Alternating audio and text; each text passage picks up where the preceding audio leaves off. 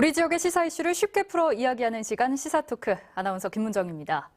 올해는 제20대 대통령 선거와 제8회 전국 동시지방선거, 양대 선거가 치러지는 중요한 해인데요. 특히 대선은 어느덧 2달 앞으로 다가왔습니다. 대권을 차지하기 위한 각축전 속 후보들은 지역 민심을 사로잡기 위해 수많은 약속을 쏟아내고 있는데요. 대선 공약을 통해 해묵은 지역 현안들이 해결될 수도 있는 만큼 지역 정치권의 역할이 어느 때보다 중요해졌습니다. 그래서 오늘 시사토크에서는 선택의 해인 2022년 어떤 현안들이 대선을 통해 해결돼야 할지, 또 늘 전북하면 따라붙던 소외와 차별이라는 꼬리표를 벗어날 방안은 무엇인지 이야기 나눠보겠습니다. 더불어민주당 국회의원 2분 모셨습니다. 전주 갑 김윤덕 의원, 그리고 익산 을 한병도 의원 2분 어서 오세요. 네, 안녕하세요. 예. 네. 두 분 이렇게 함께 해주셨는데요. 먼저 시청자분들께 인사 말씀 한마디씩 해주시죠. 먼저 김 의원님부터 해주시죠. 예, 더불어민주당 전주시 갑 김윤덕 의원입니다. 작년 코로나 때문에 많은 우리 도민들께서 정말 고생이 많으셨는데요. 올 한 해 코로나 위기를 잘 극복하고 우리 도민 모두가 건강하시고 행복한 한 해가 되시기를 진심으로 기원 드리겠습니다. 고맙습니다. 예, 한 의원님도 한 말씀 해주시죠. 우리 전북 도민 여러분 너무 반갑습니다. 새해 복 많이 받으시기 바랍니다. 우리 문재인 정부 들어서 큰 성과들이 이제 세계 10위의 경제 대국이 되었습니다. 또한 유엔에서도 인정한 우리나라가 선진국 대열에 공식적으로 입성을 했습니다. 하지만 우리 도민 여러분 모두가 함께 지금 힘들어하고 계십니다. 소상공인, 자영업자, 코로나19 이후로 많이 지치시고 벼랑 끝 상황까지 몰리고 있다고 생각이 듭니다. 하지만 정부에서도 잘 대응하고 있고 우리가 조금만 용기가 낸다면 반드시 코로나19 극복과 민생경제 회복을 위해서 희망이 있다고 생각을 합니다. 모두 함께 힘냈으면 하는 바람의 말씀을 드립니다. 네, 올해 3월에 치러질 대통령 선거 이야기해 볼 텐데요. 그에 앞서서 현 정권 얘기 먼저 하고 넘어가 보면 어떨까 싶습니다. 지난주에 저희 시사토크에서 새해를 맞아서 전북의 주요 현안들 토파봤는데요. 사실 희망찬 소식들도 많으면 좋겠지만 해묵은 현안들이 변함없이 반복되고 있음을 확인하는 시간이었습니다. 물론 코로나 시국이라는 예기치 못한 난항도 있었지만 현 정부가 지역과의 약속을 얼마나 이행했는지, 또 호남 몫이 아닌 전북 몫을 얼마나 찾아줬는지 묻는다면 두 분 어떻게 답하고 싶으신가요? 먼저 김 의원님 말씀해 주시죠. 예, 문재인 정부는 지난 임기 동안 지난 다른 정부하고 비교해 볼 때 우리 전북 몫에 대해서 많은 걸 챙기기 위해서 노력해왔다는 긍정적인 평가를 할 수 있을 것 같고요. 대표적으로는 우리 한병도 우리 의원님을 비롯해서 우리 전북 출신 인사들이 대거 장관이나 총리 또 청와대 요직에 많이 기용되어서 직접적으로 또 간접적으로 우리 전라북도에 많은 긍정적인 영향을 주었다고 생각하고 있습니다. 그리고 탄소산업, 탄소진흥원이 만들어지지 않습니까? 탄소산업, 또 수소, 또 새만금 어떤 여러 가지 재벌 문제에 있어서 전라북도가 좀 더 발전할 수 있는 그런 도약할 수 있는 그런 계기점을 줬다는 점에서는 상당히 긍정적인 평가를 이제 할 수 있는데요. 다만 뭔가 우리 도민들을 후련하게 할 수 있는 여러 가지 점에 있어서는 좀 역시 미흡한 점이 많이 있어 왔다. 그게 바로 이제 제3금융지 그게 보류가 되었다는 점이 제일 클 것 같고요. 또 농생명 산업, 또 새만금을 좀 더 속도감 있게 좀 가자 이런 측면에서 우리 도민들에게 후련하지 못한 그런 아쉬운 점 또한 남아있지 않았나 이렇게 생각을 하고 있습니다. 마지막으로 이제 남원의 그 의료 문제가 이제 곧 이제 마무리될 거라고 생각되고 있지만 아직까지 확실하게 해결되지 못한 점 또한 우리 도민들께서 좀 안타깝게 보고 있는 문제라고 생각하고 있습니다. 예, 저희가 추후 그 문제들 하나씩 짚어보도록 하겠습니다. 한 의원님께도 같은 질문 여쭙겠습니다. 문재인 정부 들어서 과거 정부와의 정말 큰 차이가 있습니다. 첫 번째는 문재인 대통령이 우리 전북에 대한 애정입니다. 아마 제 기억으로는 역대 대통령 임기 중에 지금 8차례를 전북을 직접 방문한 사례에서 볼 듯 있듯이 정말 특별한 애정을 가지고 있었고요. 우리 김민덕 의원님도 말씀을 해주셨지만 정말 큰 차이가 났습니다. 우리 정부 초기에 제가 청와대 정무수석 저를 포함 차관급 이상이 35명이었습니다. 예. 과거와 정부에 비교해서 정말 현격한 차이가 있다고 볼 수가 있고요. 차관급 이상만이 아닙니다. 예를 들어서 한 예만 들어보면 경찰 예를 들어보면요. 경무관 승진이 과거엔 32년 만에, 그러니까 서울에 있는 우리 전북 출신이 아닌 전북에서 근무한 우리 경찰들 중에서 예. 경무관을 단 것이 문재인 정부 들어서 32년 만에 달았습니다. 그런데 그 32년 만에 처음 단 것뿐만이 아니고 지역 출신 경찰들이 매년 경무관 지금 3명이 매년 나오고 있습니다. 이건 경찰들 가끔 만나서 보면 믿겨지지가 않는다고 그래요. 이런 일이 일어날 수 있는 건지. 그만큼 현장에서는 큰 인재 등용 문제에서도 차이가 있고요. 그리고 국가 예산도 현격한 차이를 볼 수가 있습니다. 저희들이 집권 1, 2년 차에 7조 원 시대 예산을 확보를 했는데 그 다음에 작년이죠. 작년에 8조 원 규모로 예. 올라갔습니다. 올해 들어서는요. 그 규모가 8조 9천 368억인가 됐습니다. 거의 9조 원대 예산 시대를 연 것에서 알 수 있듯이 큰 변화가 생겼다 이렇게 생각이 들고요. 그리고 공약 말씀도 하셨습니다. 작년 5월에 우리 도청에서 이 공약이 어떻게 진행되고 있는가를 점검을 했는데 네. 현재 77.4%의 진행률을 보이고 있습니다. 4개 사업은 완공을 했고요. 끝났습니다. 이미 20개 사업은 공약 사업이 차질 없이 진행이 되고 있습니다. 공약 관련된 예산 투여 비중은요 94%에 육박할 정도로 많이 진행이 되고 있습니다. 그런데 이제 조금 아쉬운 것은 이런 큰 성과가 있음에도 불구하고 아까 우리 김민덕 의원님 말씀하신 것처럼 군산 조선소 재가동 문제라든지 제3구명주 지정 이런 현안들이 마지막 저희들이 힘을 보태서 추진해야 될 과제들을 남겨두긴 했지만 그래도 과거 역대 정부와 비교해서 큰 성과가 있었다. 그리고 우리 하나 더 강조하고 싶은 거. 예. 새만금 국제공항도요. 우리 정말 반세기 만의 숙제이지 않았습니까? 네. 이것도 새만금 공항 국제공항을 건설을 하는데 예산부처 기획재정부는 반대가 많았습니다. 그리고 우리 내부에서도 일부 반대가 있었지만 예. 정말 도민의 염원을 하나로 모아서 새만금 국제공항도 되고 이후에 이제 토론하는 과정에 말씀드리겠지만 새만금 관련된 사업들도 많이 진행이 되고 있습니다. 예. 두 분 말씀을 조금 정리해 보자면, 문재인 정부 들어서 물론 도민들이 느끼는 아쉬움도 있었겠지만 전북 방문 횟수도 많았고 인재 등용에도 신경을 썼고 공약 사업도 많은 노력을 해왔다. 이렇게 좀 정리를 해볼 수 있겠습니다. 차기 대권을 향한 여야의 각축전이 치열한 가운데 전북 정치권을 향한 우려의 목소리도 나오고 있습니다. 무엇보다 대선 캠프에서의 존재감에 대한 지적과 함께 자칫 차기 정부 구성에서 또 전북만 소외되는 건 아닐까 이런 얘기도 있는데 이에 대해서는 어떻게 보시는지요, 의원님? 제 이제 핵심적인 문제점이 이제 도민들께서 바라보실 때 대선 캠프 내에서 존재감이 너무 없다 보니까 이후 대선 끝난 다음에 우리 전라북도가 홀대받을 수 있는 그런 상황이 오지 않겠느냐라고 하는 우려가 많으신 것 같아요. 근데 사실 제가 보는 입장에서는 실제 이번 이재명 민주당 대선 캠프는 굉장히 슬림화되어서 이게 만들어지고 있습니다. 그래서 어떤 막 거창한 막 어떤 그렇게 되기보다는 상당히 일 중심에 또 당면한 과업 중심으로 해서 운영이 되고 있기 때문에 도민들이 보실 때에는 뭐 이렇게 좀 불안해 보이시지만 크게 우려하지 않아도 된다고 보고 있고요.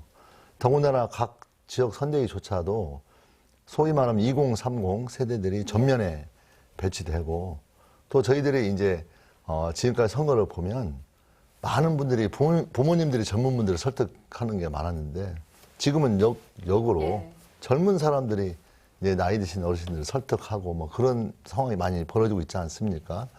그런 걸 고려해 볼 때 이재명 캠프, 이 대선 캠프는 매우 일 중심으로 슬림화되어서 만들어질 것이고 또 거기에 많은 국회의원들이 막 참여하지 않고 있기 때문에 굉장히 우려스러운 점은 없다. 그리고 오히려 그런 분들이 우리 국회의원들이 바닥에서 밑에서 현장에서 어떤 주민들을 접촉하고 또 이번 대선을 이기기 위한 그런 활동들을 하게 되고 오히려 전면에는 MZ세대가 앞에 나섬으로써 뭔가 민주당이 쇄신하고 또 굉장히 젊은 분들에게 어필할 수 있는 그런 모습으로 변모해 나갈 것이 오히려 더 바람직하지 않겠느냐 이렇게 생각하고 있고요. 저 같은 경우에는 이제 이재명 그 대선 캠프에서 조직본부장으로 이제 활동을 해왔는데요.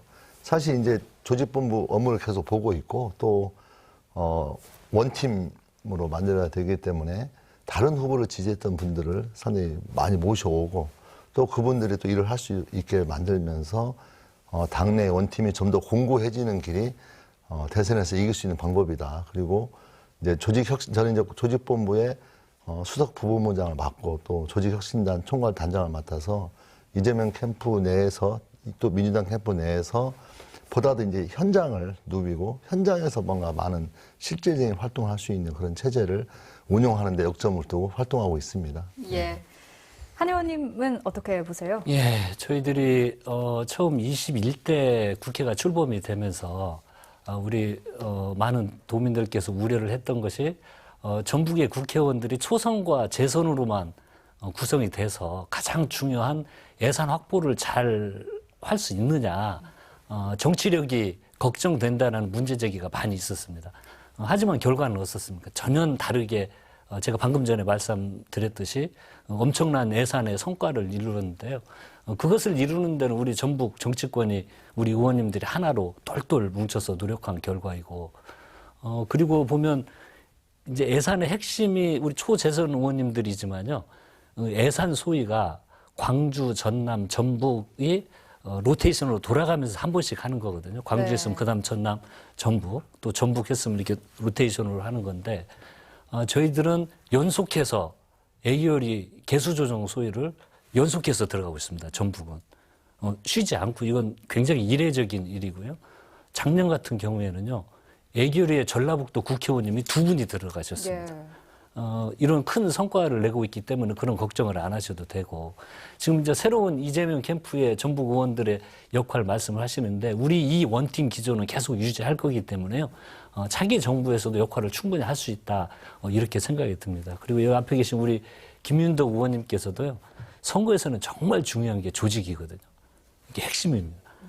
그 수석 부본부장님을 맡아서 정말 다른 캠프 했던 사람들까지 힘을 모으는 중요한 역할을 하고 있고요.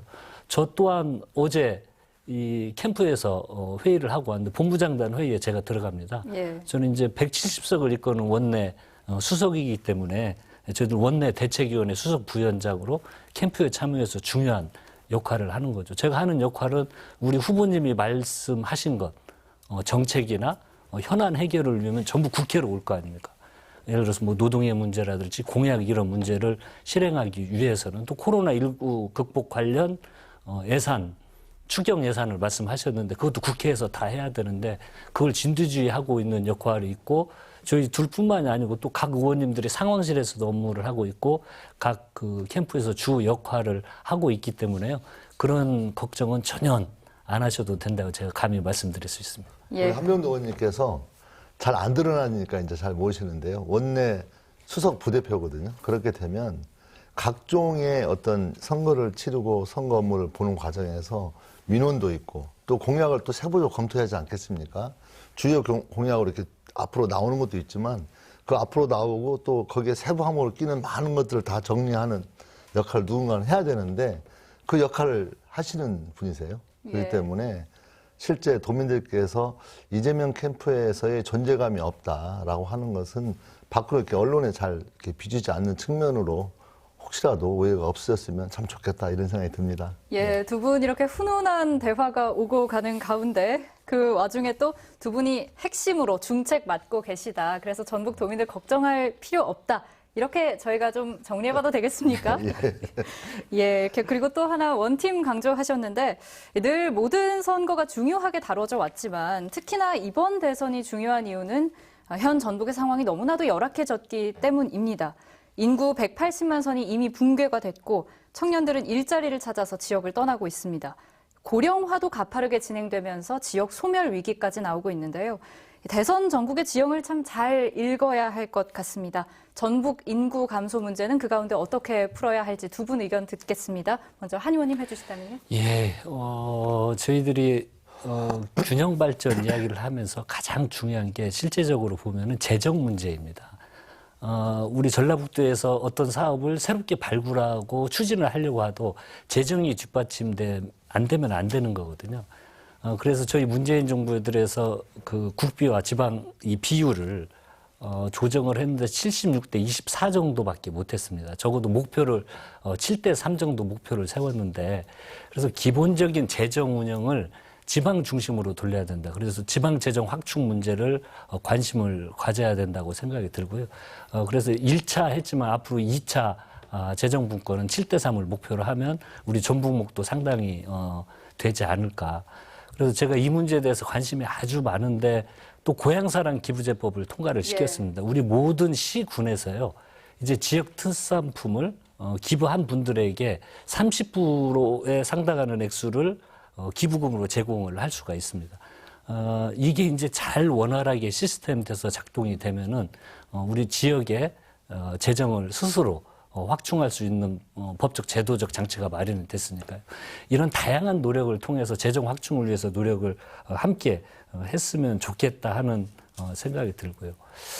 또 하나는 지금 아주 많이 공론화되지는 않았는데 2단계 공공기관 이전을 과감히 추진을 해서 지금 현재 혁신도시 외에 더 중요한 기관들이 전부고 올 수 있는 이런 운동을 좀 전개할 필요가 있다. 이런 걸 현실에서 또 하나 느끼고 역시 걱정은 일자리가 부족하니까 젊은이들이 수도권으로 빠져나가는 게 핵심입니다.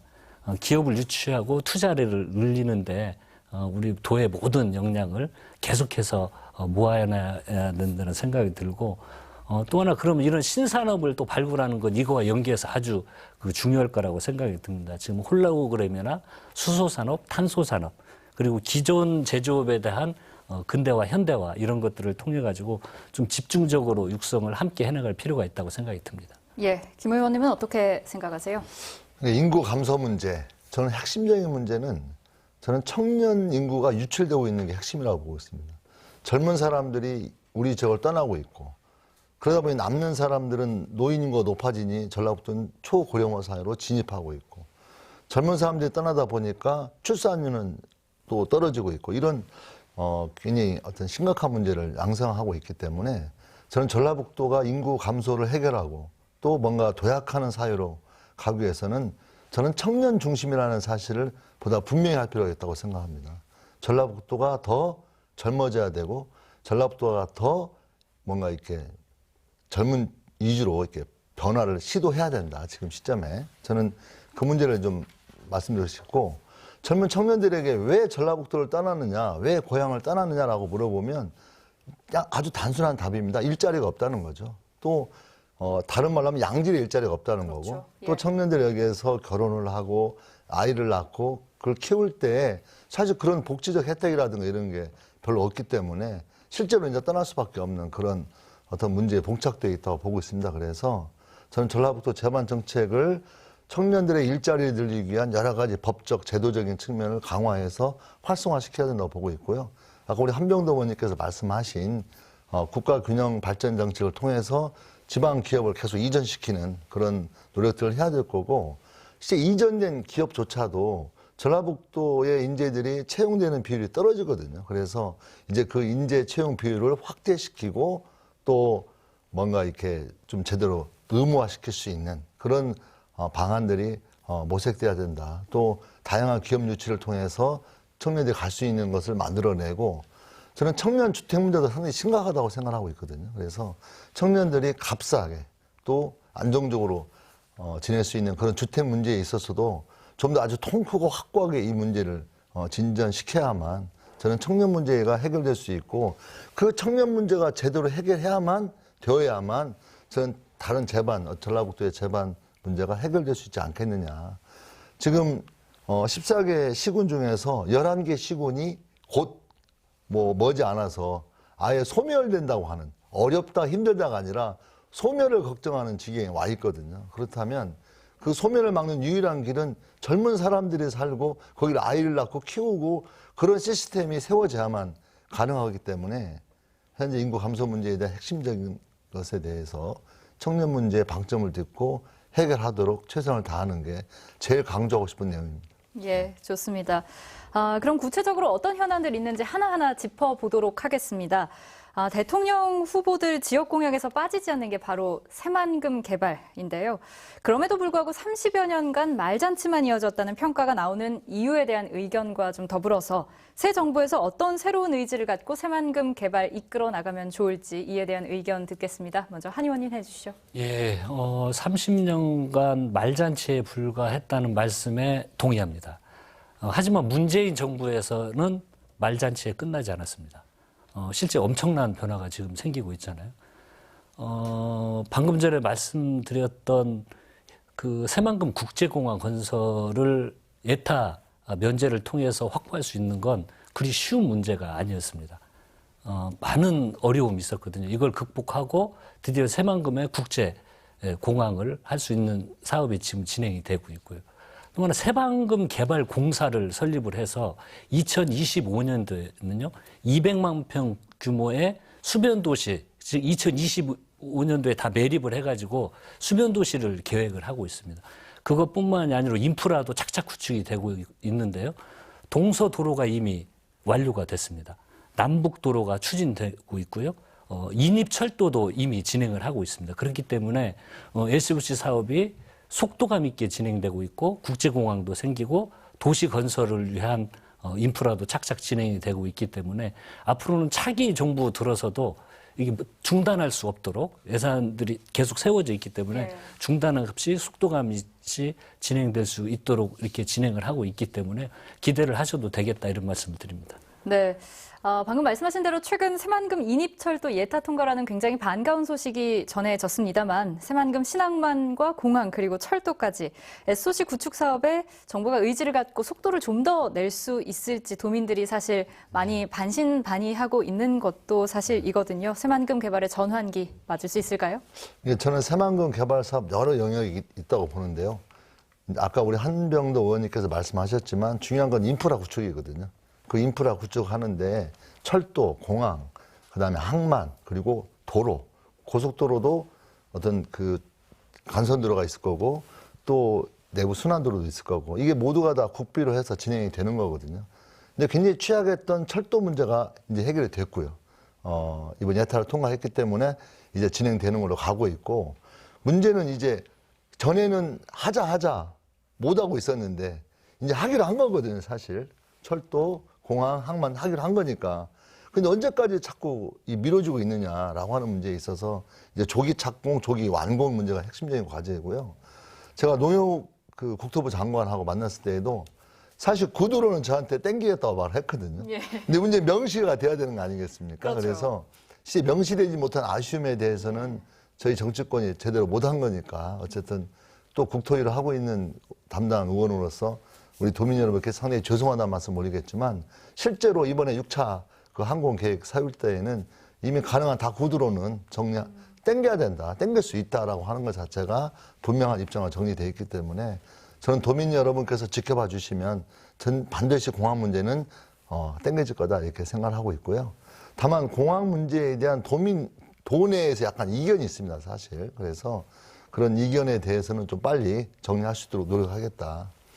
이게 이제 어떤 인프라에 관한 문제라면 사실 새만금 또 다른 문제가 많이 있거든요. 해수교통 문제가 있지 않습니까? 예. 제일 중요한 문제는. 지금 환경부하고 농림부에서 전향적 입장을 바꿨거든요. 또 농림부에서는 지난 30년 동안 담수호로 쓰겠다고 했지만 옥구 저수지 등을 이용하면 담수는 해결된다는 거잖아요. 그렇다면 저는 오히려 우리 전라북도 지역 내에서도 상당히 공격적으로 이 문제를 풀어나가도록 해야 되겠다. 2, 3년 지켜보고 또 몇 가지 해결된 다음에 하자가 아니라 저는 공격적으로 새만금 해수교통을 진행하고 좀 공격적으로 진행하면서 나서는 문제가 있다면 그걸 쫓아가서 해결하면서 뭔가 좀 적극적인 그런 개발로 우리 스스로 더 노력을 해야 되겠고 정부에도 적극적으로 노력하는 과정으로 돼야지 않겠느냐. 그렇다면 조력개발, 조력발전소 가능하다고 하니까 그런 것도 보다 적극적 검토해서 뭔가 준비해서 기회가 왔을 때 과감히 해버리는 저는 그런 노력을 해야 한다고 보고 있고요. 또 이 새만금호를 이 담수를 포기한다면 해수욕장이 된다면 여기에 소위 말하면 친수 활동, 물과 함께 즐길 수 있는 관광 개발 사업도 저는 미리 프로젝트를 준비해서 우리 수서가 주도적으로 이걸 개척해 나가도록 해나가는 게 매우 중요한 문제가 아니냐. 그래서 저는 새만금을 속도감 있게 하자고 하는 건 한쪽 측면에서는 국가적 차원에서 진행되고 있는 여러 인프라라든가 SOC 사업들에 대해서 차질 없이 진행되도록 만들고 그걸 좀 더 땡길 수 있도록 정치권이 노력하도록 하고 그다음에 우리 지역 차원에서는 보다 더 과감한 그런 결정들을 해냄으로써 진취적인 결정으로 만들어 나갈 수 있도록 만들어내고 또 한편으로는 현재 새만금 개발에 대한 기초자치단체 차원에서의 어떤 여러 가지 갈등과 이견이 있지 않습니까?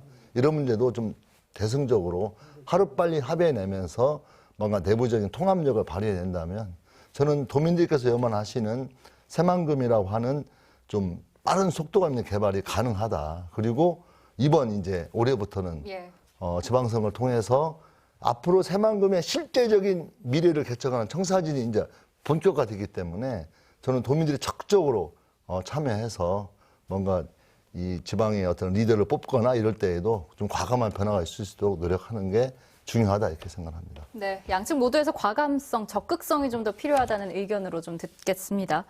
얼마 전 이재명 후보가 익산을 찾았을 때 국가식품 클러스터 현안에 공감대를 표했습니다. 긍정적인 신호로 받아들여지는데 앞으로 전북의 미래 성장 동력으로 잘 키워나가기 위해서는 구체적으로 어떤 사업들이 반영되면 좋을지 정치권이나 행정적 차원에서 어떤 검토가 필요할지 이야기 들어보겠습니다. 예, 우리 국내 유일의 그 식품 산업단지가 우리 익산 식품 클러스터입니다. 이게 이미 이제 114개 업체가 입주를 해서 그 74%의 분양률을 보이고 있습니다. 그래서 지금 이제 현재 필요한 것은 1단계가 지금 현재 추진되고 있는 입주 상황을 보면은 100%를 채우는데 얼마 남지 않은 시간이면 가능할 거라고 생각이 들고요. 그래서 이제 미리 2단계를 좀 준비를 해야 되겠다라는 생각이 듭니다. 그래서 2단계를 다시 사업을 추진해서 크고 많은 기업들이 더 많이 익산에 입주할 수 있도록 식품 기업들이 입주할 수 있도록 할 수 있는 여건을 마련을 하는 것, 즉 2단계를 추진하는 것이 지금 가장 중요한 현안으로 떠오르고 있고요. 또 하나 지금 추진을 하고 있는 건 이번에 예산에 반영을 했는데 식품 단지뿐만이 아니고 식품 기업뿐만이 아니고 푸드파크, 공원을 조성을 하는 겁니다. 이번에 우리 익산시가 문화체육관광부로부터 문화도시로 지정이 됐습니다. 네, 법정 문화도시. 예, 법정 문화도시로 지정이 됐기 때문에 또 지역도 금마랑 이 인근과 가깝습니다. 그래서 푸드파크를 공원을 조정을 해서 우리 도민들이 체험할 수 있고 또 우리 대한민국 많은 국민들이 와서 체험할 수 있는 기업뿐만이 아닌 그리고 최근 그 식품 사업에 대한 트렌드들을 어떻게 변화하고 있는 것들도 그 공장들을 직접 견학을 하면 좀 더 많이 느낄 수 있는 거라고 생각이 들거든요. 그래서 그걸 공원화할 필요가 있다. 그래서 푸드파크를 진행을 하고 있는데 관광과 연계를 해서 하면은 좀 더 시너지 효과를 보일 수 있다고 이렇게 생각이 듭니다. 그래서 이 두 가지를 우리 이재명 후보께서도 적극적으로 지원 추진하겠다고 저번에 식품 클러스터에서 와서 말씀을 해주셨기 때문에 이 두 가지가 진행될 수 있도록 힘과 역량을 모을 예정입니다. 예, 산업과 관광을 또 연결하는 기대해 보도록 하겠습니다. 전북의 수건 사업 중에 하나 공공의대 문제도 짚고 넘어가야겠죠. 지난 2018년 4월 국립공공의대 설치 결정이 났지만 이렇다 할 진전을 보이지 못하고 있는데요. 의사협회와의 마찰도 있고 또 정치권 내에서도 충분한 공감대 얻지 못하고 있다. 이런 지적 나오는데 대선을 계기로 해결할 수 있을까요, 김 의원님?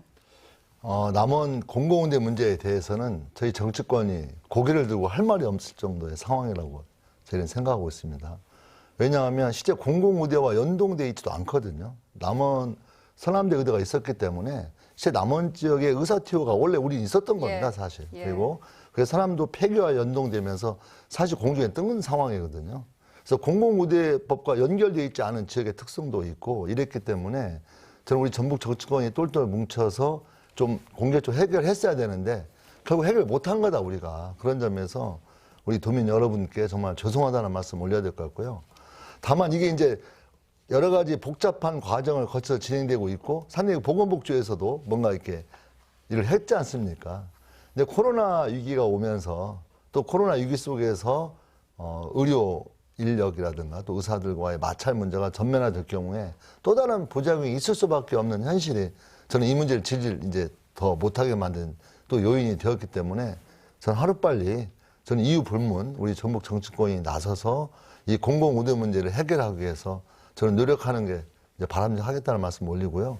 어쨌든 뭐 고개 들고 할 말이 없을 정도의 잘못이 있다. 그리고 앞으로 정말 여기서 정말 어떻게 정말 너무나 죄송한 마음이어서 할 말은 없지만 해내겠다. 그리고 반드시 좀 늦어지지만 남은 지역 공공의료 문제는 해결될 거다라고 하는 거에 대해서 도민 여러분들께서 좀 인내심 있게 기다려 주셨으면 부탁드리겠습니다. 예, 정말 이 전북이 갖고 있었던 목도 뺏겼다 이런 말까지 나오는데 한 의원님은 어떻게 보세요? 예, 방금 전에 많은 성과를 말씀드렸지만 군산 조선소 문제라든지 또 우리 남원의 이 공공의대 문제, 이 문제에 대한 아쉬움이 가장 크게 남는 부분이기도 합니다. 부처하고 이견이 있는가 아니거든요.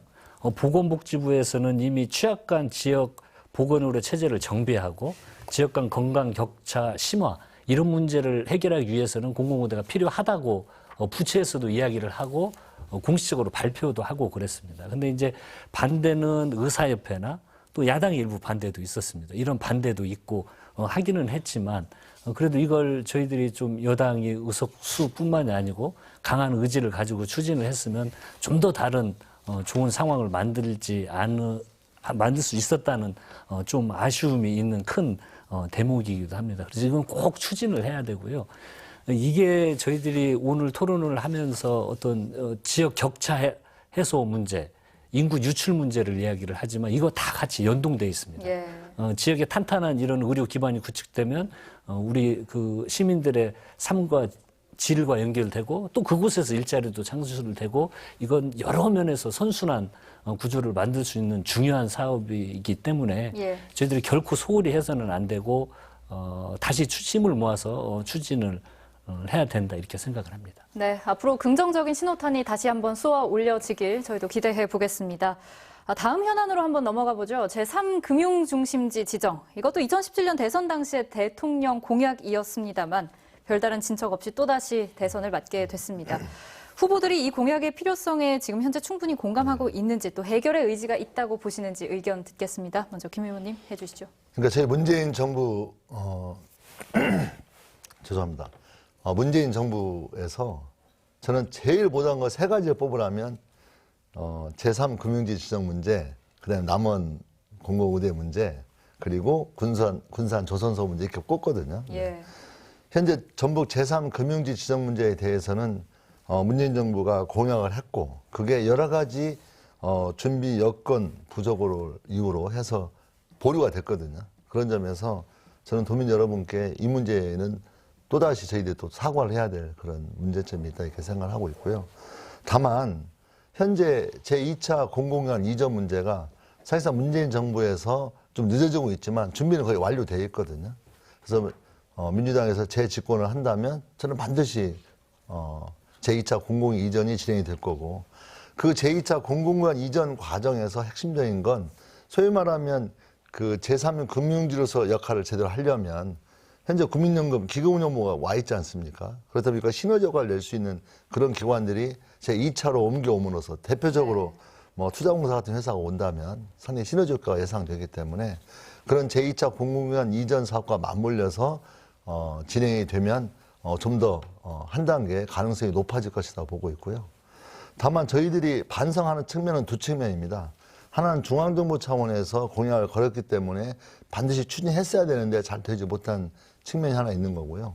또 하나는 실제 농생명 금융이라고 하는 좀 추상적인 게 있거든요, 사실. 그래서 전라북도가 제3금융지로서 역할을 하기 위해서는 농생명 어떤 금융이라는 것과 더불어서 다양한 형태의 주도적인 준비가 필요하지 않겠느냐. 더구나 새만금이 좀 더 활성화될 수 있는 여지를 계속 보이고 있고 또 새만금이 어떤 매우 환경적인 알리백 운동이라든가 저탄소 운동 또 이런 것과 맞물리기 때문에 그런 친환경적 여러 가지 금융과 결부가 된다면 그린 금융, 그린 뱅크 이런 것과 결합되어서 우리 스스로 주도적으로 준비하시는 것까지 갖춘다면 상당히 가능성이 높겠다. 더나 민주당 그 이재명 후보께서 처음 전북을 방문했을 때에는 뭐 처음 워딩에 솔직히 잘 모르겠다고 했지 않습니까? 그리고 자기가 잘 모르겠고 확실히 준비해서 말하겠다 했고요.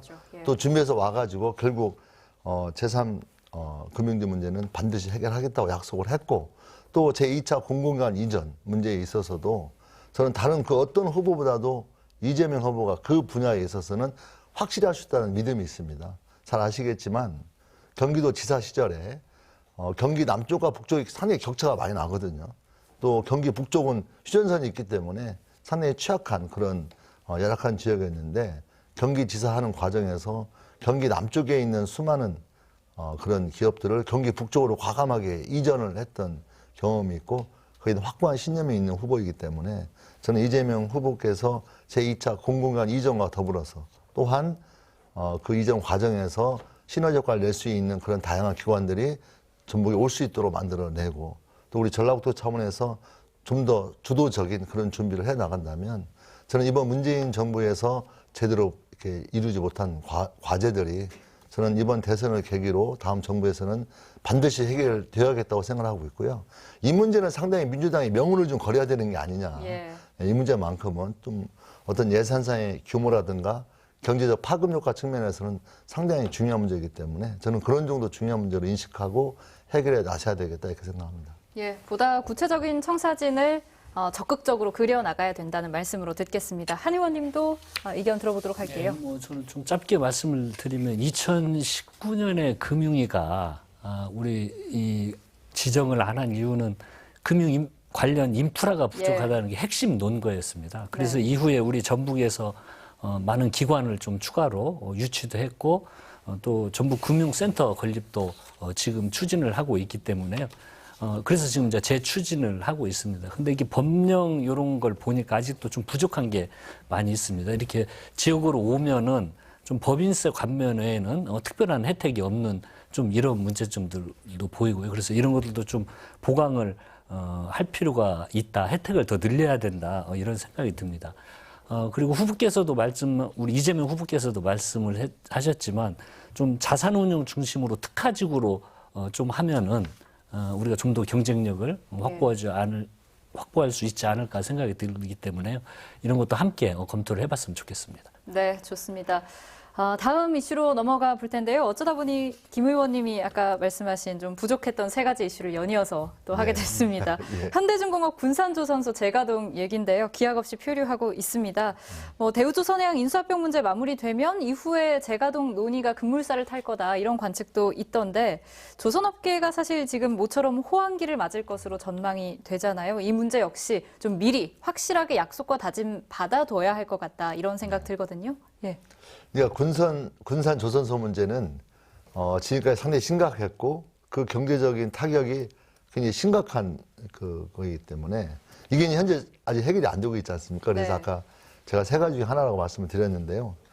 근데 이제 희망이 생기는 거죠. 뭔가 군산 조선소가 재가동될 것 같다라는 희망이 높아지는 중요한 건 이 조선업계가 호황으로 가고 있다는 겁니다. 그래서 그 호황이 되어 간다면 우리 군산 조선소 재가동의 확률이 높아지기 때문에 일단 가능한 거고요. 또는 호황이 된다고 해서 준비가 미흡하다면 저는 굉장히 어려울 수 있는데 저는 그 준비 또한 잘 가고 있지 않겠느냐. 그 대표적으로 특수목적선 선진화 단지가 이번 예타를 통과했지 않습니까? 그렇게 해서 그게 진행이 된다면 저는 그거 할 수 있는 어떤 예산이 투입되는 근거가 이미 마련되어 있는 거고요. 또 정부에서 경항공모함을 추진하겠다 해서 그게 이제 추진이 되면 그 경제 파급 효과가 약 8조 원 가까이로 추산되고 있거든요.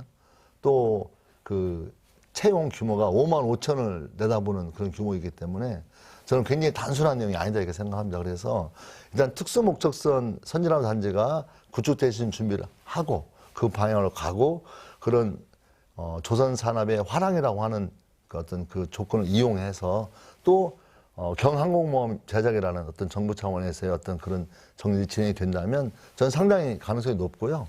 또 일단 이제 나중에 이제 배불리 먹자고 지금 당장 굶을 수는 없는 문제가 또 있기 때문에 또 이 문제가 오랫동안 우리 군산 시민을 중심으로 해가지고 굉장히 어려워져 왔기 때문에 예. 저는 속도를 내야 한다고 봤을 때 어떤 블록 그 사업을 할 수 있는 선박을 만들게 되면 그런 블록들을 이렇게 붙이게 되는 거니까 그런 사업들을 우선 추진함으로써 저는 중장기전 그런 방향 속에서 그런 것들이 진행이 된다면 상당 부분 현대중공업 조선소 문제는 해결될 수 있는 그런 기미가 보이지 않겠느냐 그렇게 생각을 하고 있습니다. 예, 이에 대한 한 의원님 의견을 예, 듣겠습니다. 이 군산에 있어서 이 조선업 문제는 얼마나 심각한 문제이냐면요. 2016년에 생산이 1조 원대였습니다. 그런데 2019년에는 이게 300억 원, 무려 96%가 감소했기 때문에 정말 얼마나 큰 탄격을 주었는지 이렇게 알 수가 있습니다. 예. 그런데 최근에 조선업 호황뿐만이 아니고 많은 변화가 있는 걸로 알고 있는데요. 첫 번째는 일단 현대중공업에서요. 기존 시설에 대한 개보수를 지금 하고 있습니다. 1,000억 원 규모를 아마 투입을 해서 개보수를 하고 있다는 것은 아마 빠른 시간 안에 어떤 실제 일을 할 수 있는 준비를 하고 있는 거기 네. 때문에 좋은 소식이 있지 않아 생각이 들고 지금 도와 군산시와 또 현대중공업과 진지한 이야기가 진행되는 걸로 제가 파악을 했습니다. 또 하나는 우리 김인도 의원님 말씀하신 그 중소형 특수목소선 제조 요것도요. 저희 지금 관련 상임위인 농해수위, 국방위, 산자위 의원님들이 자체 공청회도 했고요. 국방부에서도 이것에 대한 아주 긍정적인 의견을 이미 발표를 했습니다. 그래서 이 두 가지가 진행이 된다면 좀 빠른 시간 안에 다시 활력을 찾을 수 있을 거라고 생각이 들고 아마도 조만간에 여러 깊은 소식이 날아오지 않을까 그렇게 예상을 해봅니다. 네, 두 분 다 긍정적으로 받아들이고 계시고 있고요. 해묵은 현안 해결도 굉장히 중요하지만 미래 산업에서 전북의 우위를 차지할 수 있는 방안도 굉장히 빠르게 또 정확하게 마련돼야 한다고 보는데 수소 경제, 탄소 산업 여러 가지 얘기들이 많이 나오고 있습니다만 미래 신산업과 관련해서는 대선 과정에서 어떠한 약속 필요하다고 보시는지요? 지금 현재 우리 문재인 정부에서 탄소진흥원이 만들어졌지 않습니까? 그래서 저는 여전히 탄소 소재 산업에 대해서 지속적으로 밀고 나가야 되겠다. 그래서 그런 어떤 방향을 잡고 있는 게 중요하다고 보고 있고요. 또 하나는 역시 수소 산업입니다. 역시. 그러니까 전라북도 정치권 내에서 확고하게 의견 일치가 저는 되어 있다고 보거든요. 전라북도가 미래의 수소 산업의 메카로 만들어내겠다.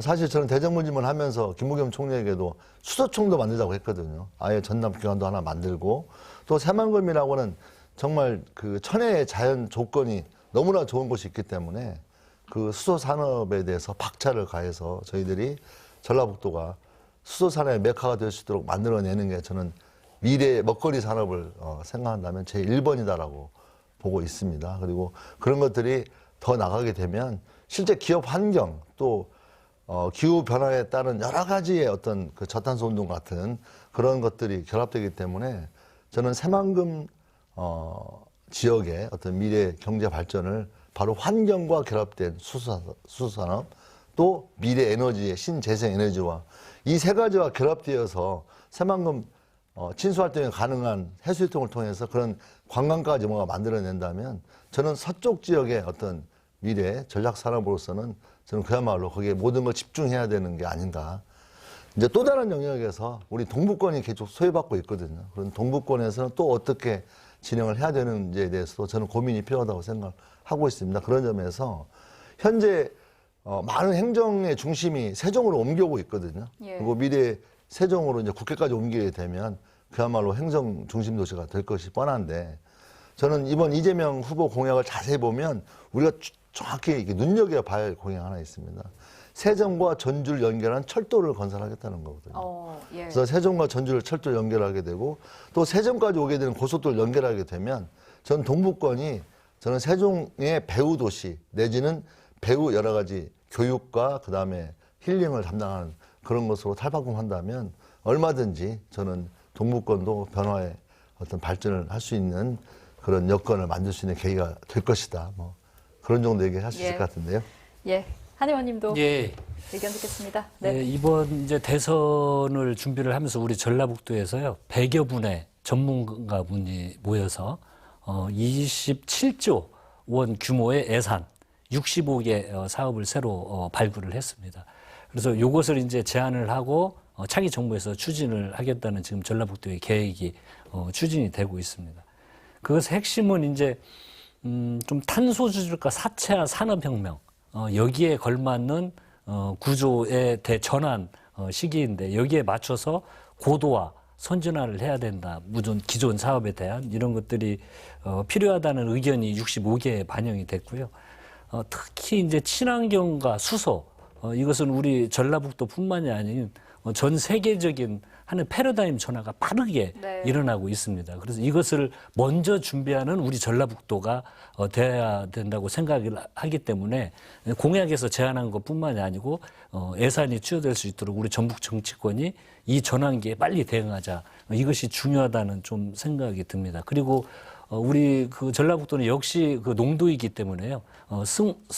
스마트화된 농업, 농생명 산업 예. 이런 사업들을 집중적으로 육성하는데 또 결코 소홀히 해서는 안 된다는 생각이 듭니다. 저희 익산에서도 이거 관련된 사업이 예를 들어서 홀로그램 사업을 진행한다든지 또 동물의약품 사업 이런 사업들을 진행을 한다든지 국가에서 주로 투자를 하려고 하는 이거와 발 맞추어서 이런 사업들을 발굴을 해서 진행을 하면 좀 발전을 이루는데 좀 더 동력이 되지 않을까 이렇게 생각을 합니다. 네. 대선 후보들이 호남으로 애둘러지는 게 아니라 전북 몫을 고민하고 챙길 수 있도록 하려면 전북 정치권의 역할, 역량 이런 것들이 무엇보다도 중요하다 이렇게 여겨지는데요. 이에 대한 김 의원님 의견 듣겠습니다. 저는 전북 정치권의 역량을 강화하자라고 하는 점에서 붙여보자면 첫 번째로 저는 제일 강조하고 싶은 건 역시 단합입니다. 그래서 좀 전북 정치권이 좀 힘을 모을 수 있는 좀 단합된 모습을 보여주는 게 좋겠다. 그 협치의 정신을 살리는 게 저는 제일 중요하다고 보고 있고요. 또 하나는 이번 2022년은 대통령 선거가 있으면서 대한민국의 어떤 권력이 한 번쯤 크게 바뀌는 시기이거든요. 그래서 저는 이번에 민주당이 정권을 재창출하고 재집권을 하는 게 무엇보다 중요하지 않을까. 국회의원 입장에서 보면 야당 의원하고 여당 의원하고는 많이 차이가 나는 것 같아요. 그래서 저는 예. 이왕 여당을 꼭 해야 되겠다 이런 생각이 있고요. 또 더군다나 우리 이재명 후보께서 저 이재명 후보 만날 때마다 제일 강조하는 건 삼중소외입니다. 수도권과 지방이 싸우면 지방이 지고 전라도와 경상도가 싸우면 전라도가 지고 광주 전남과 전북이 싸우면 전북이 지고 그래서 우리 삼중소외. 예. 제가 삼중소외라는 말을 계속 하거든요. 전라북도는 그렇게 소외되어 있다.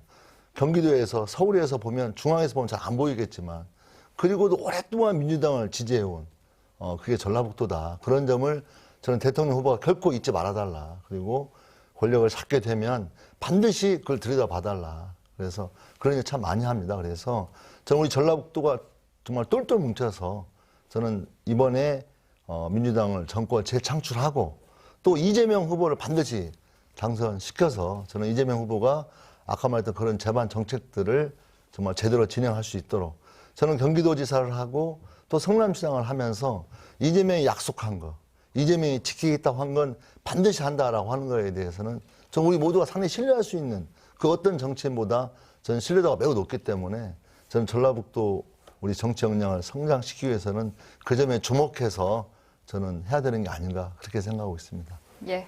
한 의원님은 어떻게 생각하세요?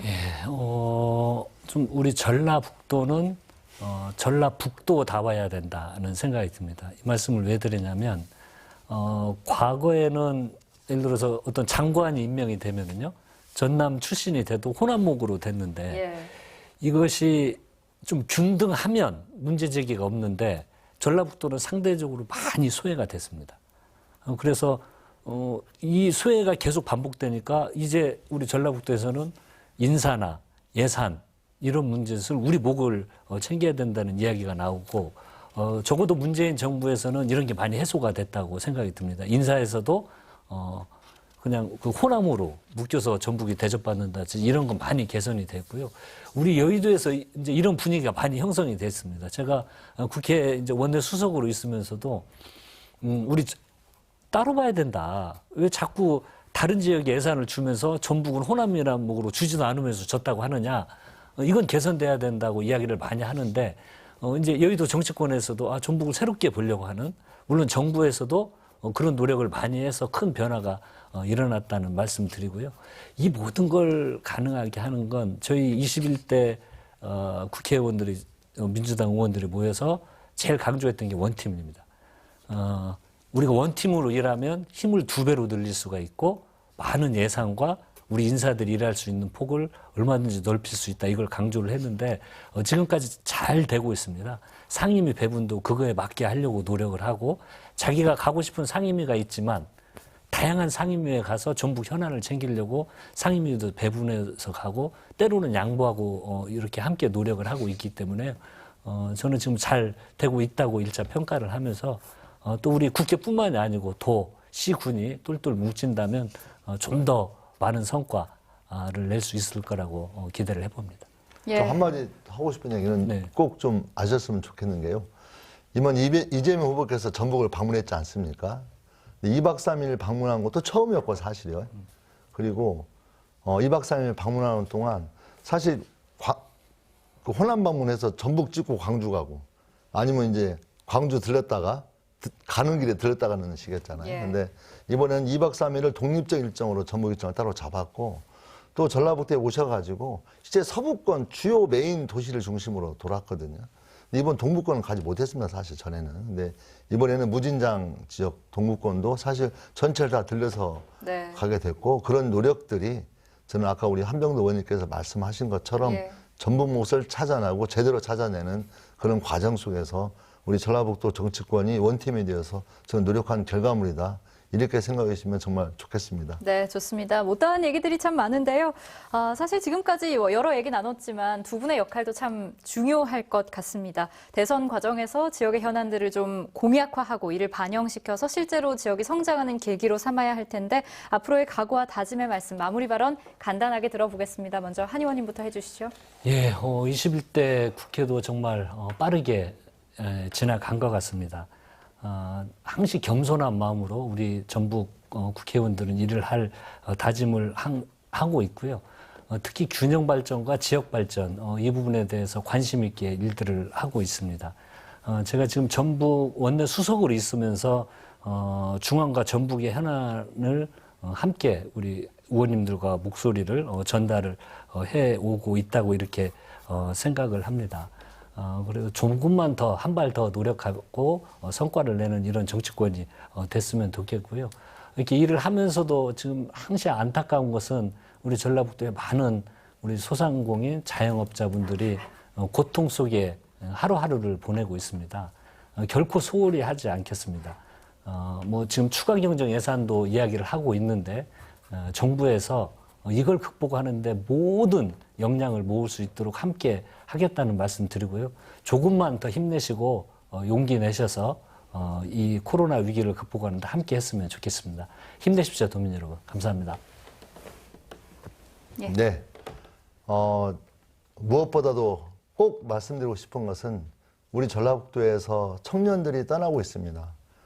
아기의 울음소리가 점점점 적어지고 있습니다. 그래서 우리 전라북도가 청년들이 고향에서 아이를 낳고 결혼도 하는 그런 삶을 살 수 있도록 우리 모두 전라북도가 힘을 모아야 되는 매우 중요한 시기가 아닌가 생각합니다. 국가적 차원의 대전환 시대이고, 또 전라북도도 대전환을 해내야 되는 시대에 직면해서 우리 전북 도민들과 함께 우리 전북 정치권이 똘똘 뭉쳐서 앞으로 헤쳐나갈 수 있도록 함께 노력해 나갔으면 좋겠습니다. 새해 건강하십시오. 네, 새해 새바람을 타고 희망의 메시지들이 쏟아지고 있지만 가만히 앉아 기다리기엔 우리는 너무 멀리 왔습니다. 대선 전국에서 전북을 놓고 오가는 말들이 득이 될지 독이 될지는 직접 보고 듣고 판단하고 행동해야 합니다. 선택의 시간 앞에서 지나치게 낙관하지도 또 연민하지도 않았으면 좋겠습니다. 오늘 시사토크 여기서 마칩니다. 여러분 고맙습니다.